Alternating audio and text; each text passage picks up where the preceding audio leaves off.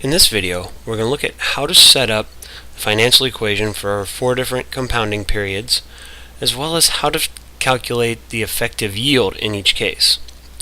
Now, the general formula is that the balance equals the principal times 1 plus the rate over n raised to the nt, where n is the number of compounding periods and t is measured in years. We also have for continuously compounding b equals p e to the rt, where r is the continuous rate. Alright, this is sometimes called the PERT formula because it looks like it spells PERT. So we're going to take $1,000 invested at 5%. Now that 5% is what's called our nominal rate. It's the name of our rate. And we see that our principal is $1,000. And for all these problems, the 5% will be our R. So let's see how to put this together. First off, let's do compounded annually. For compounded annually, that means n would equal 1 in our formula.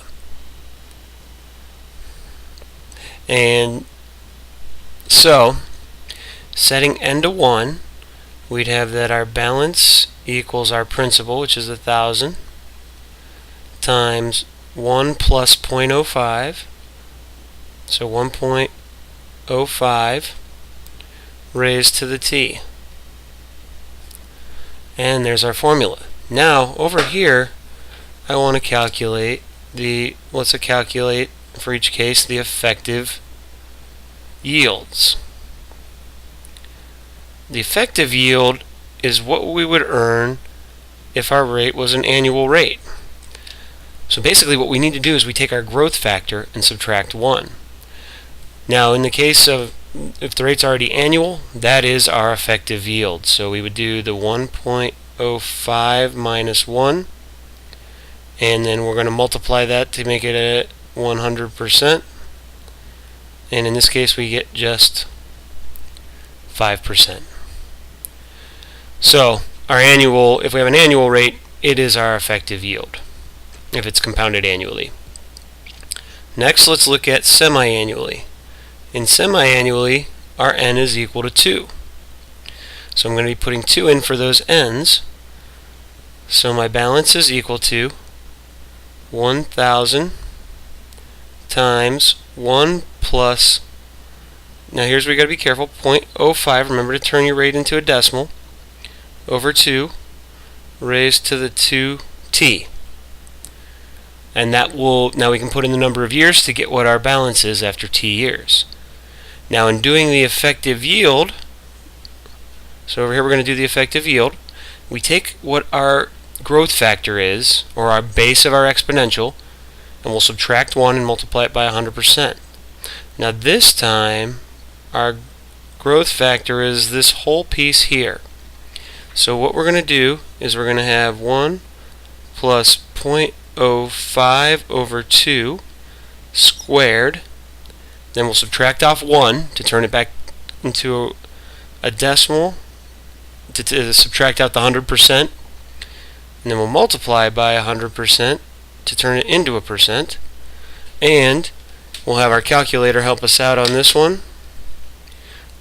So we can put this all in at once, exactly how it's written. 1 plus 0.05 divided by 2, that's getting squared, minus 1, and then times 100. And we get 5.0625%. Slightly higher than our 5% because it's being compounded twice per year. The more number of times it's compounded, the higher our effective yield should be. Next, let's look at quarterly. In quarterly, our n is equal to 4. It's getting compounded every quarter, so 4 times per year. So setting up our equation will be b equals 1,000 times 1 plus 0.05 over 4 to the 4t. Now, to calculate our effective yield, it's going to look real similar to the one we did for semi-annually. We need our growth factor, so 1 plus, in this case it's 0.05 over 4 to the fourth. we subtract off the 1, and then we multiply by 100%. Alright, and let's see what we get here. We can actually just modify our code from before. If you can see that, what I'm going to do, I did second entry, and then I'm going to change my 2's to 4's, and so we got to change the square, so that's going to need a caret. Second insert 4, and I get 5.094533, so on and so forth percent. We don't need to go that far. We'll estimate it at 5.09%. So we get a little bit better effective yield. Lastly, let's do continuously. Now, remember, there's a separate formula for continuous. It involves our natural base E. It's actually a little bit easier to use than these two. It's not as many parts. All we need is our principal amount and our interest rate.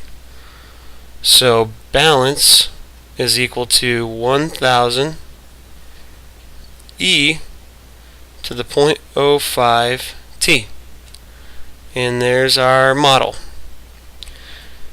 Now, we got to realize which part is actually the growth factor in this thing, and it's the e to the 0.05, not just the e. That's the base. The e to the 0.05 is the base of our exponential. So we're going to do e to the 0.05, that's our growth factor or our base. We're going to subtract off 1 and multiply by 100%. Now, one way of checking to make sure we did everything right, we know it should be slightly higher than 5.09%. So, let's put it in exactly how we have it on there. So second e to the 0.05. Sorry, I know that's a little blurry. Then we're going to subtract off 1 times 100. And there we go, 5.13% roughly. So a little bit higher than before because it's getting compounded more times. And that's how we can find both the function and the effective yields. We can use the function to find any balance that we need for any time t.